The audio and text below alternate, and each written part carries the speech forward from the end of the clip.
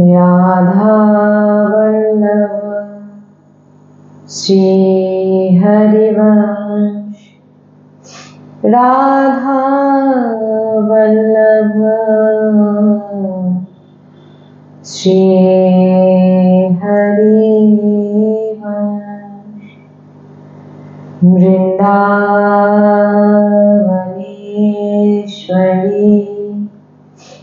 तवैव पदारविन्दं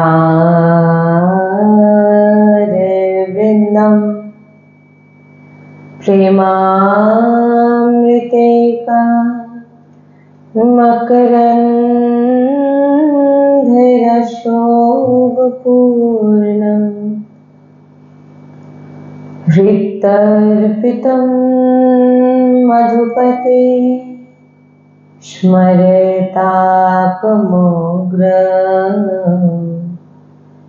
निर्वापयत्परं शीतलमाश्रयामि।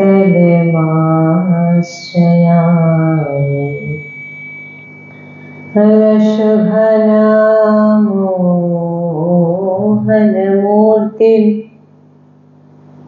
विचित्रकेलिमहोत्सवोल्लासितं राधाचरण विलोलिता रुचिराशिखण्डं हरिं वन्दे। श्री राधा वल्लभ लाल की जय।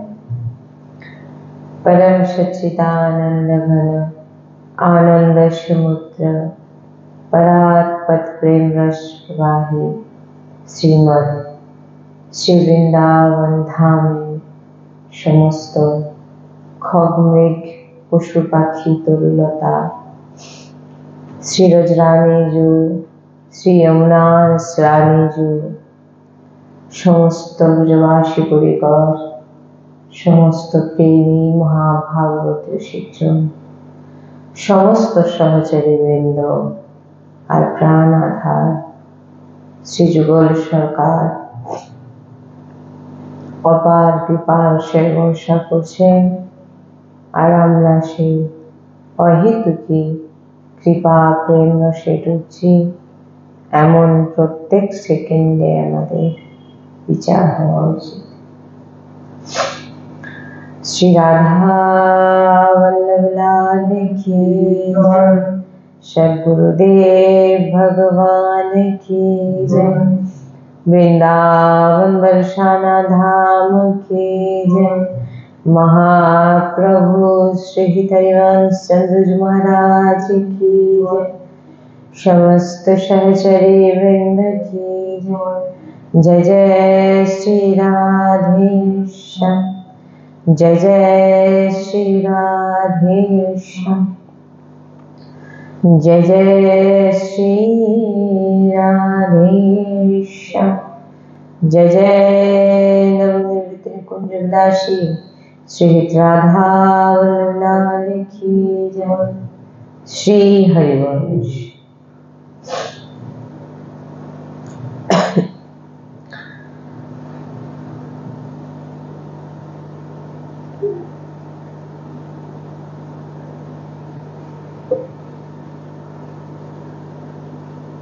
ভক্তের ভজনে বাধা কেন আসে? শাস্ত্র বিরুদ্ধ আচরণ করলে আমাদের ভক্তিতে বাধা ঘিরে আসে। উপাসকের হৃদয়ে এবং বাইরে আন্তরিক অনেক সমস্যা থাকে। উপাসকের বা সাধারণ মানুষের সমস্যাটা কোথায় হয়? আন্তরিক আন্তরিক সমস্যা আমাদের বেশি আসে। তাই অসাধন, মানে শাস্ত্র যে জিনিসকে নিষেধ করেছে, যদি এমন শাস্ত্র বিরুদ্ধ কোনো আচরণ যদি আমাদের না আসে, তাহলে আমাদের কোনো সমস্যা, আন্তরিক হোক বাইরের সমস্যা, আপনার ভজনে বাধা মনে হবে না। যদি সাধনাতে বাধা আসছে মনে হচ্ছে, ভক্তিতে বাধা আসছে মনে হচ্ছে, তাহলে জানতে হবে কিছু শাস্ত্র বিরুদ্ধ,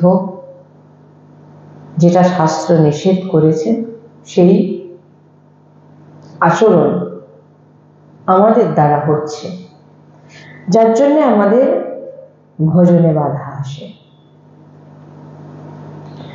কারণ কেউ যদি ভগবত প্রাপ্তি করতে চায়, তাকে কেউ আটকাতে পারে না।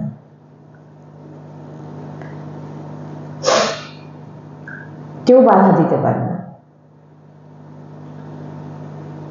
বাইরে থেকে কেউ আপনার ভিতরের ভজনকে বন্ধ করে দেবে, এটা কারোর সামর্থ্য নেই।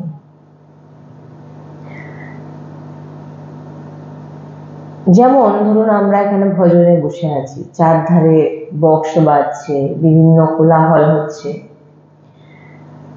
তখন সাধকের মনে কি হয়? অন্তর্মুখী হয়ে দেখতে হবে যে তখন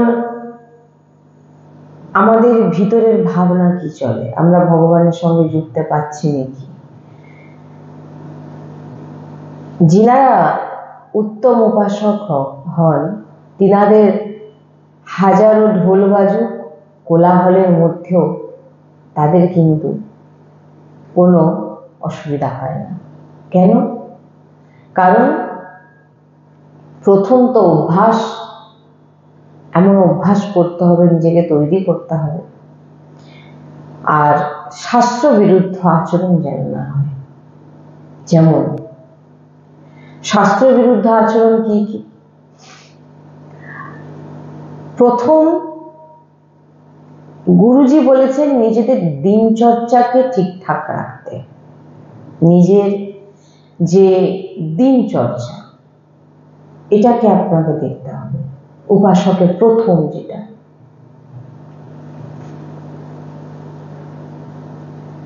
প্রথম ব্রহ্ম মুহূর্তে ওঠা, 4টে থেকে 6টার মধ্যে আপনাকে উঠে উঠতে হবে। প্রথম উত্তম জাত, তিনাদেরকে 2:30টা বলা হয়েছে, তারপরে একটু কম 3টে থেকে 3:30, আর তারপর 4টে থেকে 6টা। সাধারণ যারা, তারা কিন্তু ভগবত প্রাপ্ত যারা করতে চায়, তারা 6টা অবধি কখনোই বিছানায় থাকে না। বলছেন 4টে থেকে 6টা, আর তার আগে যদি 2টো থেকে, সে তো আলাদাই। বলছেন এর মধ্যে এই সময়টা যদি আমরা ভগবানের সেবাতে না লাগাই, মানে ভজনে না লাগাই, তাহলে কিন্তু আমাদের ভজনে বাধা আসবে। প্রথম যদি আমরা এই ব্রহ্ম মুহূর্তে ওঠা অভ্যাস না করি, আমাদের দিনচর্চা ব্রহ্ম মুহূর্তে যদি ওঠা অভ্যাস না করি, এবং উঠে কিছু সময় গুরুদেবের স্মরণ করা, নাম মন্ত্র জপ করা, প্রথম আমাদের একটি রোগ সৃষ্টি হয়, সেটা হচ্ছে মানসিক রোগ। যদি কেউ, আমরা এটা ঋষিমুনিগণের এবং সন্তের শ্রীমুখে শ্রবণ করেছি যে 6টার পরেও যারা বিছানায় থাকে, 7টা 8টা বেজে যাচ্ছে, 9টা বেজে যাচ্ছে, তারা মানসিক পীড়া রোগী হন, শিকার হয়ে যান,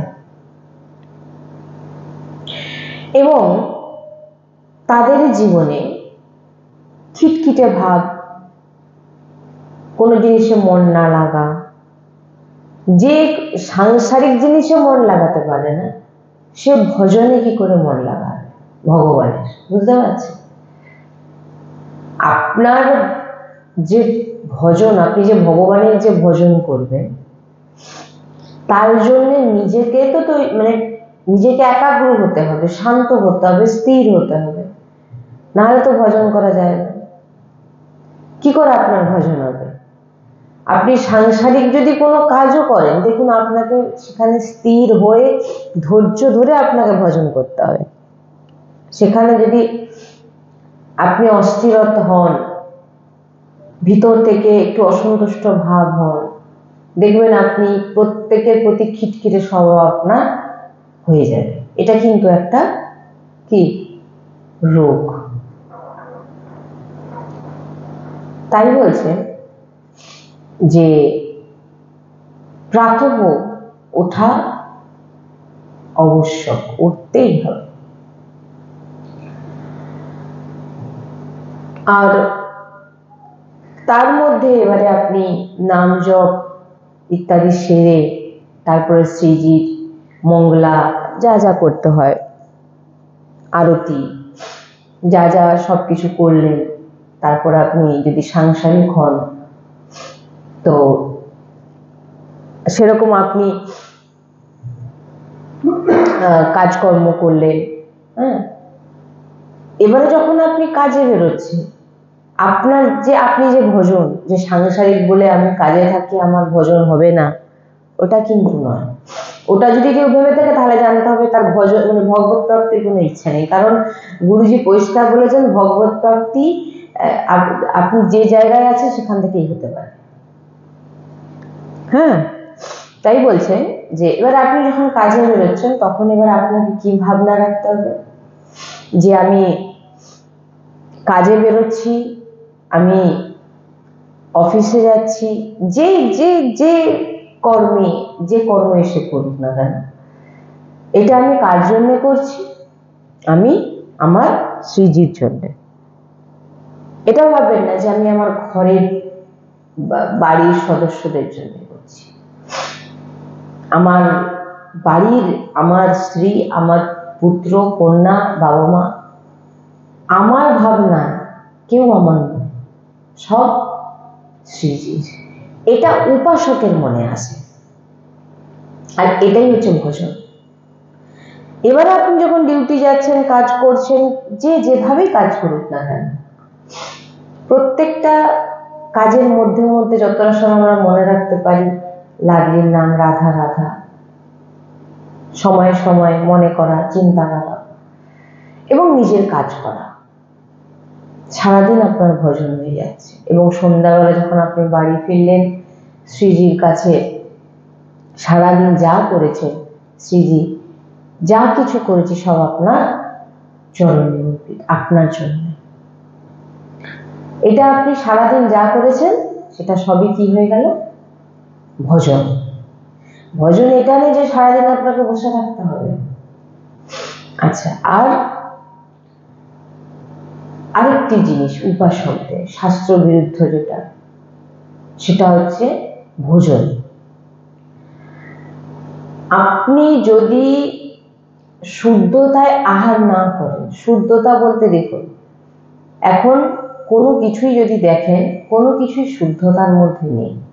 আপনি কোথা থেকে কি যতটা আপনি দেখবেন যে শুদ্ধতা বলতে গেলে যে কোনটা প্রকৃত শুদ্ধ সেটা আমরা বুঝতে পারছি না। জলটাও হয়তো শুদ্ধ না, যেটা আমরা পাচ্ছি দোকান থেকে কিনে জল পাচ্ছি, গুরুজি বলে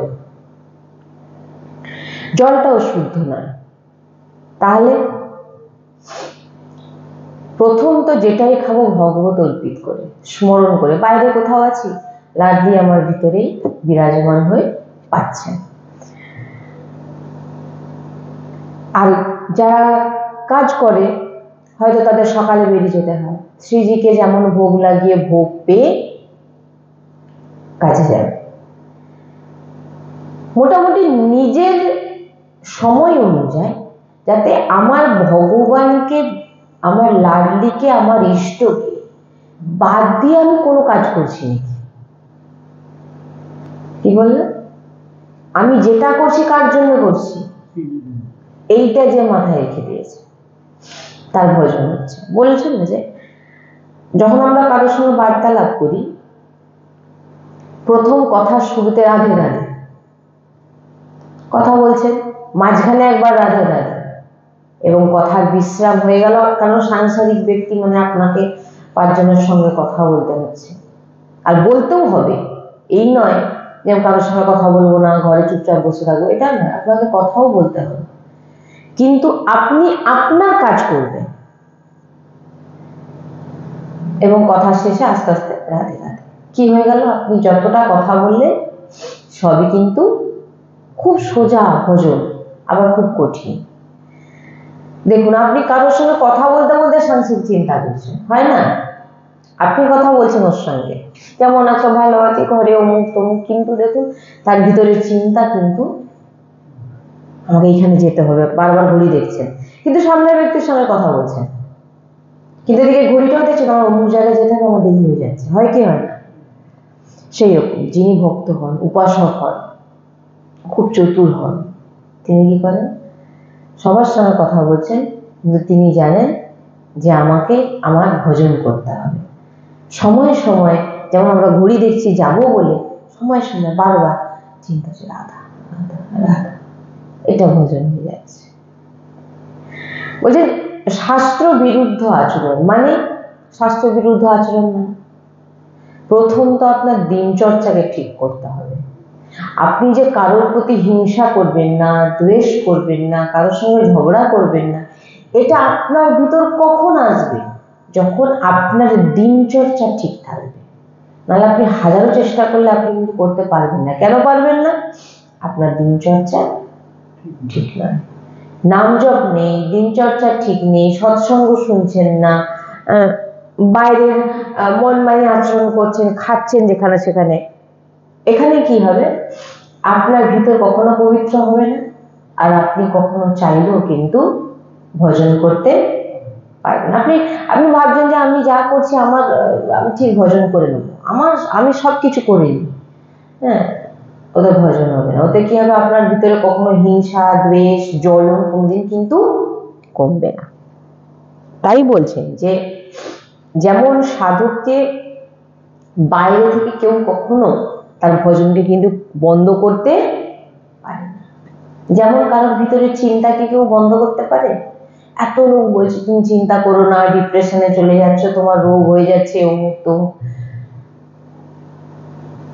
যতক্ষণ না আপনি নিজে থেকে চাইবেন যে আমি চিন্তা থেকে বেরোবো, ততক্ষণ আপনি কিন্তু এই চিন্তা থেকে বেরোতে পারবেন না। তেমন আপনাকে মনে রাখতে হবে, সাংসারিক চিন্তা থেকে আমি ভগবানের চিন্তায় আমাকে নিয়ে যেতেই হবে। সেটা আপনিই পারবেন। ভগবান তো বলছেন, শাস্ত্র দিয়েছেন, সন্ত দিয়েছেন, ভগবানের পার্শ্বদের পাঠিয়ে দিচ্ছেন। সন্তজনকে, শাস্ত্রকে, ইনারা ভগবত পার্শ্বদ, ইনারাই আমাদের ভগবত প্রাপ্তি করানোর জন্য বাণীর মাধ্যমে আমাদের বোঝাচ্ছে এইভাবে চলো, এইভাবে করো, এইভাবে করো, কিন্তু করতে আপনাকে হবে। কি বললেন? তাই একাগ্রপূর্বক শান্ত থাকা, চুপচাপ থাকা, এগুলো তখনই সম্ভব হয় যে ব্যক্তি দিনচর্চা ঠিক থাকে।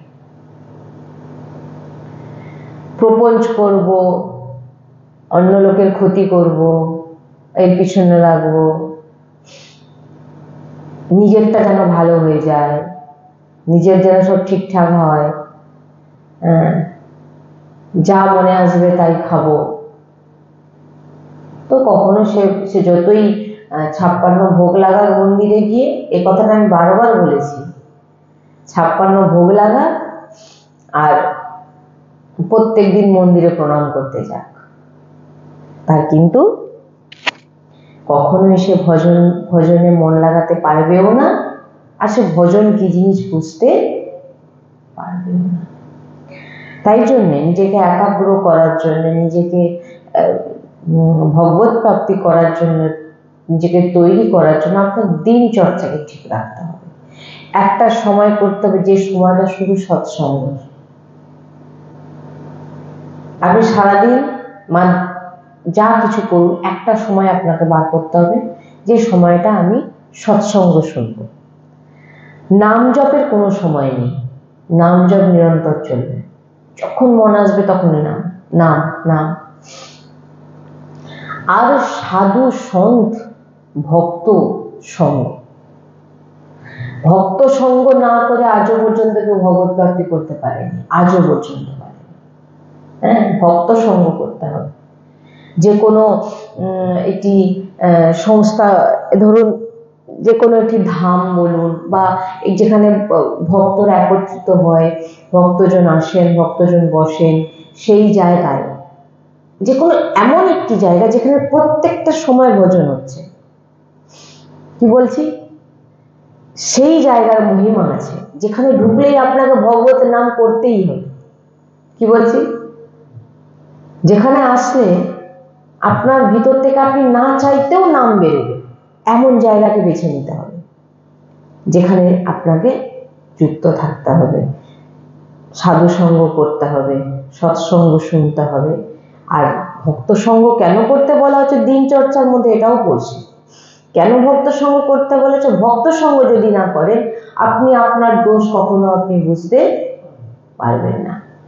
ভক্তির জন্য একটা জিনিস, ভাগবত এই শ্লোক আছে মাহাত্ম্যে, না দ্রব্য দিয়ে, না কোনো যজ্ঞ, না কোনো তপ দিয়ে,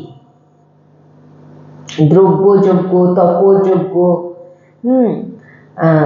যোগ যজ্ঞ, তারপরে বলছেন যে জ্ঞান যজ্ঞ, এই সমস্ত কিছু করেও, স্বাধ্যায় মানে গ্রন্থ পড়েও আপনি কোনোদিন ভগবত প্রাপ্তি করতে পারবেন। দ্রব্য মানে ভগবানকে ভালো ভালো জিনিস দিয়ে, ভগবানকে আজকে আমি পুরো ভগবানের সাজ আমি দেব, ভগবানকে সাজিয়ে দিলেন, নিজের ঢিন্ডোরা পিটছেন, আমি ভগবানকে আজকে পুরো শৃঙ্গার আমার হয়ে গেল, আপনার ব্যান্ড বেজে গেল। কেন না, আপনার ভিতরে কি আছে? এই জন্য বলছেন যে নিষ্কামতা আপনি পাবেনও মানে খুবই কম। তাই বলছেন যে দ্রব্য দিয়ে, যোগ, তপস্যা, স্বাধ্যায় করে, একা একা শাস্ত্র পড়ে আপনি কখনো ভগবত প্রাপ্তি, গুরু প্রদত্ত, গুরু আপনাকে বলে দেবে কোনটা পড়তে হবে। তাহলে এত মেডিসিন আছে, দেখুন কোনো ওষুধ দোকানে যখন যাবেন না, অনেক মেডিসিন দেখতে পাবেন, আপনি যেটা সেটা তো খেতে পারবেন না, তার জন্য আপনার প্রেসক্রিপশন চাই ডাক্তার, রোগ অনুযায়ী ডাক্তার বলে দেবে, আপনি সেই অনুযায়ী ওষুধ আপনাকে ওষুধ দোকান থেকে বলে দেবে, আপনি সেই ওষুধ খেলে আপনি সুস্থ হবেন। ভব রোগের ওষুধ শুধু গুরুদেবের কাছে আছে, গুরুদেব আপনাকে বলে দেবে কি নাম জপ করতে হবে আর কি গ্রন্থ স্বাধ্যায় করতে হবে। হ্যাঁ, নাহলে এত উপনিষদ আছে, গ্রন্থ আছে, শাস্ত্র আছে, যে আপনি কখনো পড়ে আপনি গোলমাল কিছু বুঝতে পারবেন না। গুরুদেবের শরণাগত হয়ে গুরুদেব যে গ্রন্থ বলবেন স্বাধ্যায় সেটা করুন। তাহলে আপনি ভাববেন আমি স্বাধ্যায় করে একা একা আচরণে এনে দেবো, তাহলে তো সাধু সন্তের সঙ্গেরই দরকার ছিল না। আমি ডেলি পড়ি, কি পড়ো? আমি ডেলি গীতা ভাগবত পড়ি, খুব ভালো, পড়লে খুব ভালো, পড়তে বলাও হচ্ছে। হ্যাঁ হ্যাঁ, মাস্টারের প্রয়োজন নেই, তাহলে তো সবাই ঘরেই পড়ে নিত। হ্যাঁ, আপনি কি শাস্ত্রে বুঝবেন? সাধু সন্ত যেভাবে বলছেন আমাদের কাছে, আমরা শাস্ত্র পড়ে শেষ, আপনার সময় কোথায়? আপনি বলুন, একটা কর্মরত মানুষ, যারা সাংসারিক মানুষ হন, তিনারা 1 ঘন্টা সময় দেওয়া অনেক কষ্টকর। তাও তো গুরুজি বলেছেন যে হিচ্চ রাশির প্রত্যেক দিন আপাতত যারা দীক্ষিত নয় 5টা, আর যারা দীক্ষিত হয়ে গেছে 10টা, প্রত্যেক দিন পাঠ করা। আর যারা একেবারে বিরক্ত, তিনাদের জন্য পুরো হিচ্চ রাশি, বাণী গান এগুলো করতেই হবে। তো স্বাধ্যায়, আপনি একা স্বাধ্যায় করে কি করে ভগবত প্রাপ্তি করবেন? এর জন্য কি চাই? প্রেম লক্ষণা ভক্তি।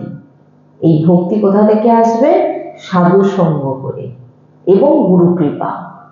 ভগবত কৃপা তো অবশ্যই আছে, ভগবত কৃপা না পেলে আপনি সাধু সঙ্গ পেতেন না, আর আপনি গুরু আশ্রয় আপনি পেতেন না। তো ভগবত কৃপা প্রথম হওয়া হলেই তারপরেই ব্যক্তি সদ্গুরুর চরণাশ্রিত হতে পারে, আর সদ্গুরুর চরণাশ্রিত হয়ে গেলে সে তার সামনে সে সৎসঙ্গ পাবে, তার সব রাস্তা খুলে যায়। এই কারণে বলছি যে দিন চর্চা যদি আমাদের যেন ঠিক থাকে, মজবুত থাকে। আমি সারাদিন কার জন্য কি করছি?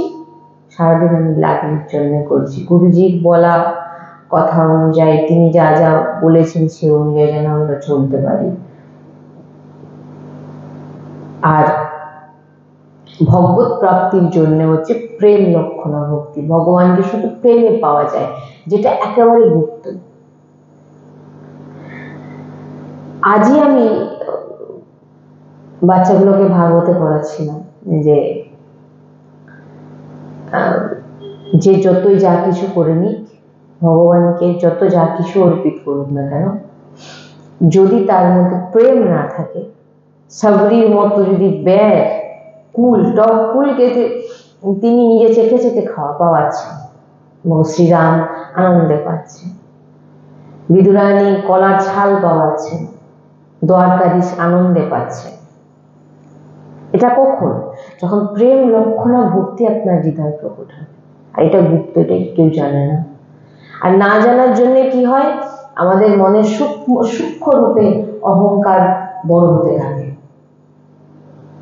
যে অহংকার আমাদের কি করে, পতন করে দেয়।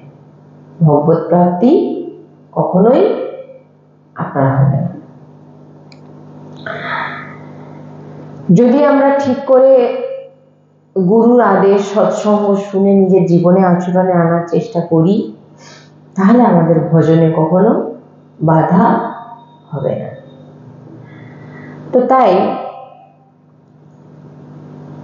আমরা প্রত্যেক দিনের আমাদের যে নিয়ম, জীবন থেকে কখনো যেন সৎসঙ্গ বাদ না হয়। যেদিন আপনার জীবন থেকে দেখবেন সৎসঙ্গ চলে গেছে, সেদিন জেনে নেবেন হয় আপনি বৈষ্ণব অপরাধ করেছেন, না হয় আপনার কোনো না কোনো একটা একে অপরাধ বলে। হ্যাঁ, আর একটা জিনিস, কালকেও আমরা যেখানে গেছিলাম সেটা হচ্ছে অপরাধের কথা। ভগবানকে 1 ঘন্টা দেরি করে ভোগ লাগান, তাতে অপরাধ লাগবে না। ভগবানকে আপনি শুধু মিষ্টি ভোগ দিন, তাতেও অপরাধ লাগবে না।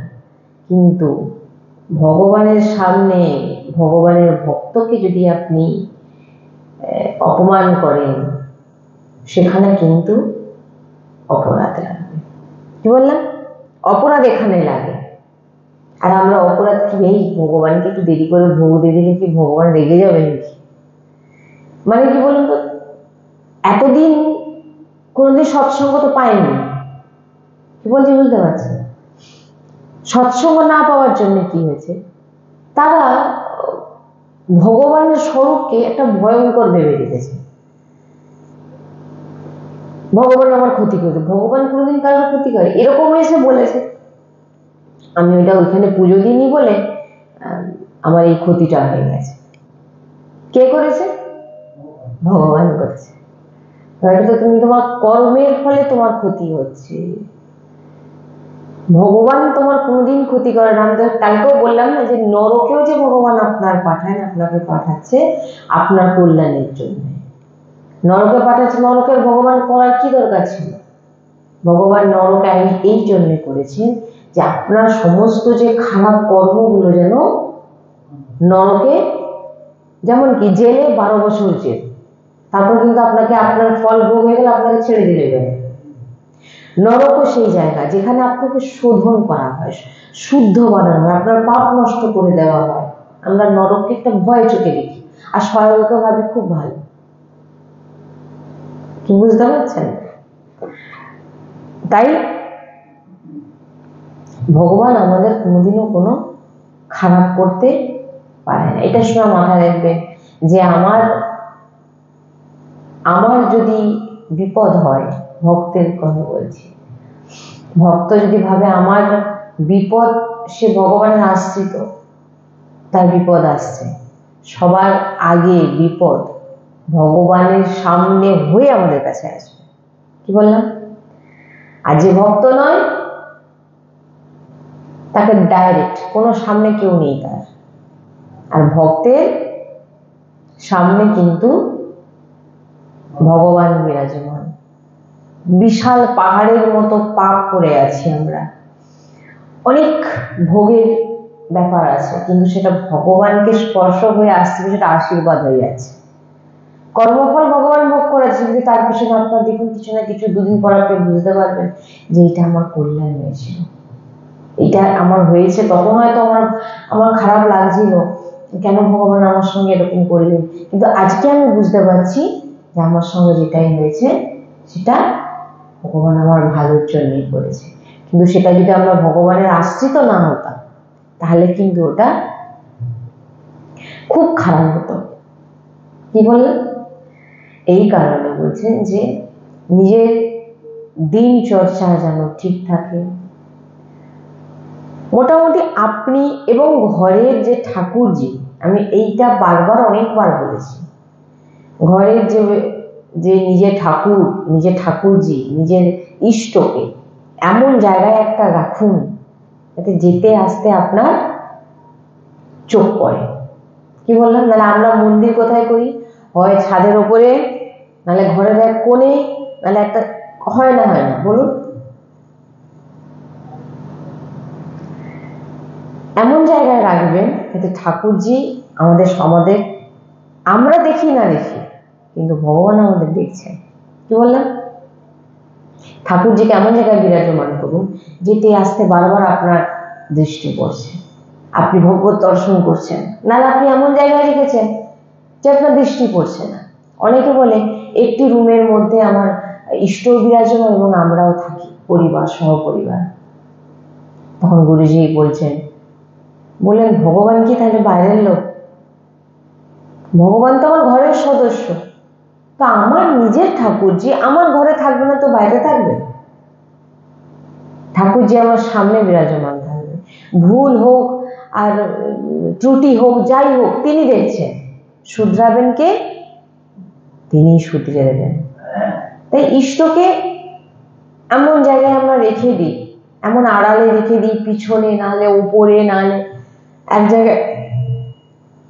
একটা জায়গায় আমাকে চলো আমাদের মন্দির দর্শন করবে, নিয়ে গেছে কোথায় না ছাদের উপরে। ছাদ আবার কি নতুন ঘর করেছে, নতুন ঘর করেছে, ছাদটা এখনো মানে ওই যে দেয়ালে যে কি বলে ওটাকে, গাঁথার পর যেটা তারপরে যে কি করে প্লাস্টার হয়নি, রড ফড বেরিয়ে আছে। মোটামুটি সিঁড়ি এরকম উঠে গিয়ে ছাদ, তার সাইডে এতটুকু জায়গায় তার মন্দির। বুঝতে পেরেছেন? গোপাল বসে আছে আর নিজেদের লাকসাতে নিজে একদম খুব সুন্দর ঘর বাড়ি করেছে। গোপাল উপরে একা বসে আছে আর জ্বলছে কি ছোট্ট এইটুকু একটা নাইট বাল্ব। বুঝতে পেরেছেন? উপরে বসে আছে। আরো বিভিন্ন দেবতার, মানে দেখেই দুঃখ লাগলো যে আমি যদি টিউবলাইটের নিচে এত ভালোভাবে থাকতে পারি, তো আমার ঠাকুরজি কেন ঘরের কোনো জায়গায় জায়গা পাচ্ছেন? তাকে উপরে কেন তুলে রেখে দিয়েছে? তাকে যারা লাইটও ভালো দেয়, এটাই এই দিয়ে ভগবানের কাছে আমরা লিস্ট দিতে চাই, ভগবান আমাকে এটা কেন দাওনি, ওটা কেন দাওনি। আপনি ভাবুন তো, ভগবান আপনার বিচারটা দেখে না? আপনার ভিতরে কি বিচার চলছে?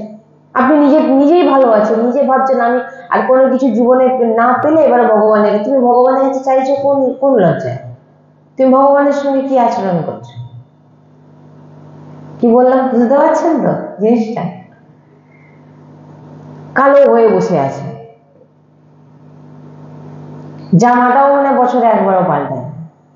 সেটা ঠিক আছে, আমি পাচ্ছি না, আমি কিনতে পারছি না, আমার অর্থ নেই, সেটা আলাদা বিষয়।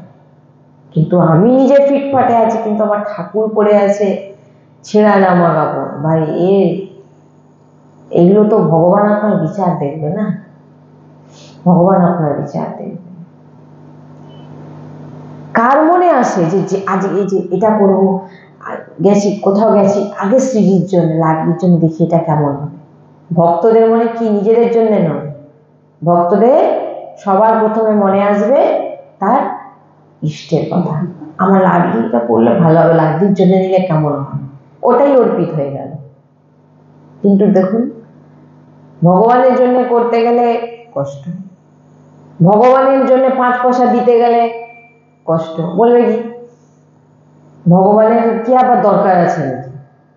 ভগবানের দরকার যদি না থাকে, ভগবানের কোনো দরকার, ভগবান তো আপনাকে দিচ্ছে, কিন্তু ভগবান আপনার কাছ থেকে কি দেখছে? আপনার বিচার কেমন? আপনার বিচারে আসছে না।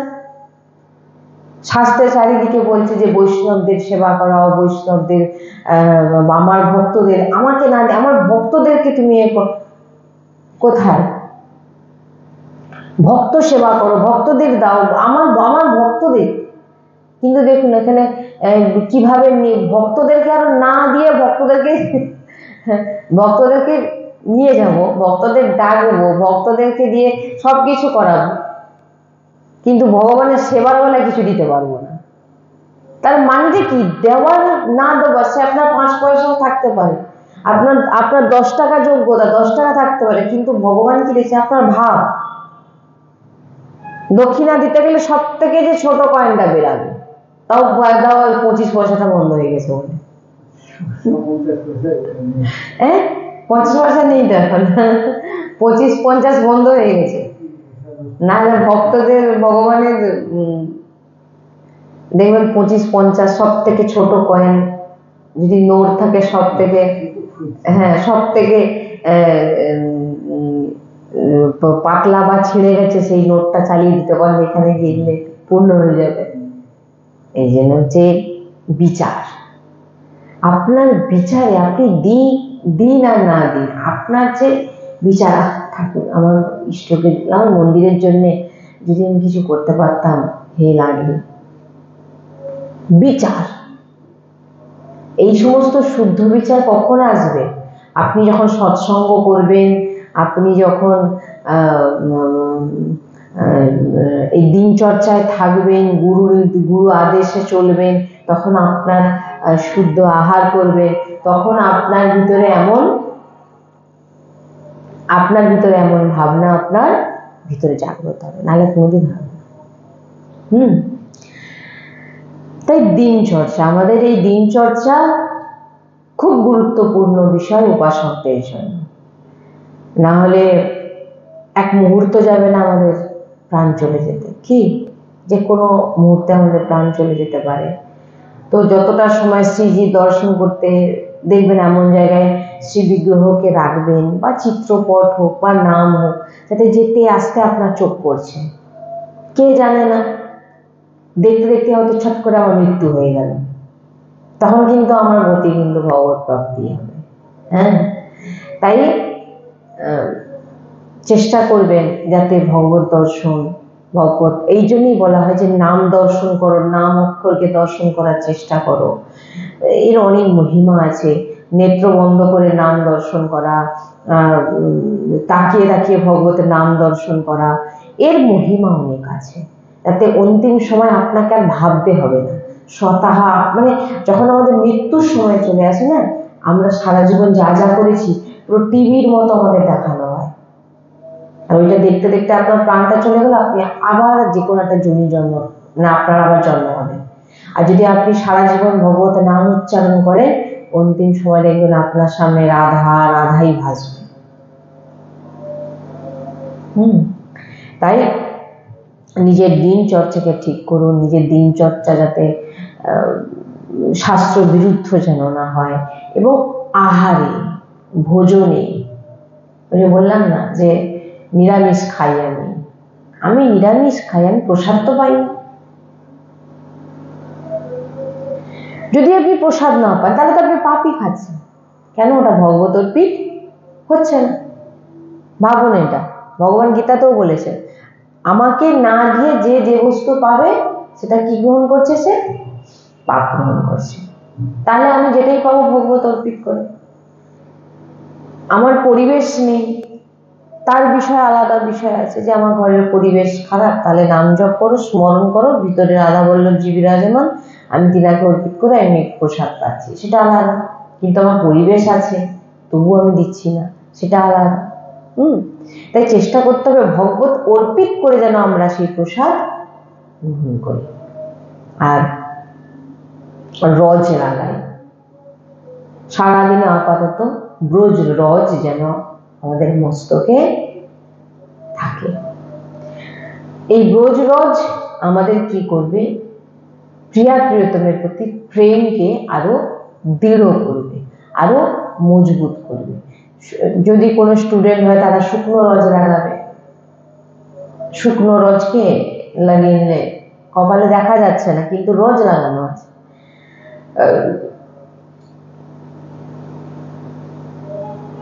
এই রজে কি হয়?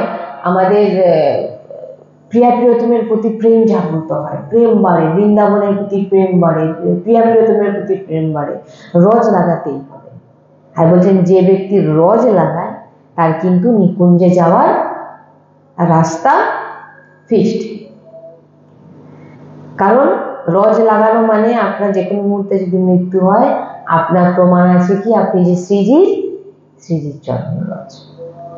তাই ভক্তদের এই সাধকদের কখনোই বাধা আসবে না যদি তার এইভাবে দিন চর্চা চলে। যা করবে শ্রীজির জন্য, যা কিছু করছে শ্রী প্রিয়া প্রিয়তমের জন্য, বেঁচে আছে প্রিয়া প্রিয়তমের জন্য, ভোজন করছে প্রিয়া প্রিয়তমের জন্য, জলপান করছে প্রিয়া প্রিয়তমের জন্য। ভাবনা, আপনার ভাবটাই মেইন জিনিস। বলছেন আপনি প্রকটে আপনি 56 ভোগ দেওয়ার মতো আমার সামর্থ্য নেই। আপনি নেত্র বন্ধ করে আপনি দেখছেন আমি নিজের হাতে প্রসাদ বানাচ্ছি, আপনার সামর্থ্য নেই। সামর্থ্য আছে তো বাড়িয়া বানান দিন, ঠিক আছে। নেই যখন আপনি চিন্তা করছেন, আপনি ভাবছেন আমি আমার প্রিয়া প্রিয়তমকে, এই মানসিক সেবার অনেক গুরুত্ব। বলছেন এক মানসিক সেবায় এক সুন্দর ব্রজের এক ভক্তের মুখে শুনেছিলাম যে তিনি বলছেন যে এক শেঠজি ছিল, খুব কিপটে, প্রত্যেক দিন কোনোদিন ভগবানকে ভোগ দিতেন, খুব মাসে একবার। তো এক বাবাজি বলছেন, বলে আরে তুই ভগবানকে রেখেছিস, ভগবানকে ভোগ দিস না, ভগবানকে ভোগ পাওয়া যে তুই সেটা পাবি। বলছে না না, অত আমার পয়সা নেই, প্রত্যেকদিন ভাব বিভিন্ন রকম খাওয়া আমি দিতে পারবো না। ঠিক আছে, তুই তাহলে মানসিক দে, প্রত্যেকদিন তুই একটা সময় করে নে, ওই সময় চিন্তা কর, যে চিন্তা করে তুই ওই সময় মানসিক ভাবে চিন্তা করে তুই প্রভুকে ভোগ দেখা। তো শেঠজি বলছেন তাহলে তো ঠিক আছে, আমার টাকাও বেঁচে যাবে আর মানসিক মানে ডবল ফল পাবো, কারণ ভিতর থেকে যে জিনিসটা হয় সেটা তার ডবল। তাহলে আবার আপনারা করবেন না যে সামর্থ্য আছে ভগবানকে দেবো না, ওটা নয়। সামর্থ্য আছে ভগবানকে 56 ভোগ করে দিন, সেটা ঠিক আলাদা বিষয়, এটা সবার জন্য। তো শেঠজি এখন বলেছে, শেঠজি এখন কি বলছেন আজকে কি ঠাকুরকে, আমার ঠাকুরজিকে দেবো না ক্ষীর করে দিই। ক্ষীর বানাচ্ছে, দুধ দিলেন, চাল দিলেন, দুধটা আবার বললেন না দুধটা তো মোটা দেওয়া যাবে না। এটা কিসে করছে? মানসিক চিন্তায় তিনি ক্ষীর বানাচ্ছে। দুধটা তো মোটা দেওয়া যাবে না, জল ঢেলে দিলেন একটু, দিয়ে ফোটাচ্ছেন, চাল দিলেন। তারপরে যখন চিনি দিতে যাবে, এতটা মিষ্টি ঠাকুরজিকে, কিপটে তো, কিপটের স্বভাব যেমন হয়, 2 চামচ চিনি দিচ্ছে বলে আর একটা দেবো কি দেবো না, এরকম করছেন। তখন ঠাকুরজি স্বয়ং মানে তার দেখুন মানসিক স্বয়ং প্রকট হয়ে গেছেন মানসিক, বলে চিনিটা কি তোর বাবা নিয়ে এসছে নাকি, চিনিটা কার, দে। মানে কিপটে, মানে মানসিক যে সেবা এর অনেক গুরুত্ব, মানে মহিমা আছে। মানসিক সেবায় প্রবেশ কখন হয়? যখন আমার আপনার এই সমস্ত জিনিস পাক্কা হয়ে যাবে, তখন আপনার মানসিক সেবা আপনার, নাহলে আপনি মানসিক সেবা বেশক্ষণ বসতেও পারবেন।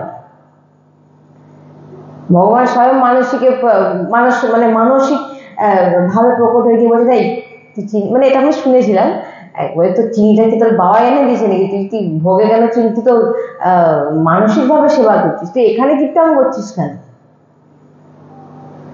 এটাই বোঝাতে চাইছি যে ভগবানের সেবা যখন করবেন, ভগবানের মানসিকও যদি করেন, মানসিক বসে বসে চিন্তা করছেন প্রভুর সেবা করছি, প্রভুকে আজকে পঞ্চামৃত দেশ অভিষেক করছি, প্রভুকে আজকে আমি বিভিন্ন রকম 56 ভোগ বানিয়ে পাওয়াচ্ছি, মানসিক সেবা।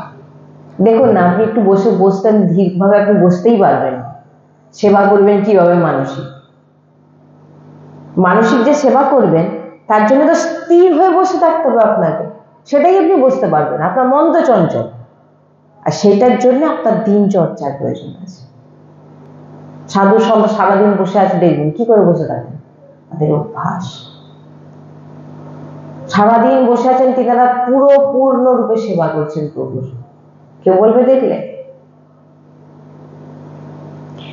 তাই নিজেকে একাগ্র চিত্ত, যত আমরা একাগ্র হতে পারবো তত আমাদের ভজন বাড়বে। নাহলে বাইরের ক্রিয়ায় ব্যস্ত থাকবো, আমাদের আন্তরিক কখনো পবিত্র হবে না। আর আন্তরিক পবিত্র না হলে যা সারা জীবন যা চিন্তন করব, অন্তিম সময় তাই আসবে, আর আমাদের সেই গতিও হবে। আর ভালো ভালো যা ক্রিয়া করেছেন বাইরে দিয়ে, তার ফল আপনি পূর্ণ আপনার অর্জন হবে, আপনাকে স্বর্গে পাঠানো হবে, কিছুদিন ভোগ করানো হবে, আবার মৃত্যুলোকে আপনার জন্ম হবে। তাই উপাসকদের চাই যে আমরা যেন দিনচর্চাকে আমরা ঠিক রাখি, শাস্ত্র বিরুদ্ধ যেন আমরা আচরণ না করি। রাধা বল্লভ লাল কি জয়, শ্রী হরি বংশ।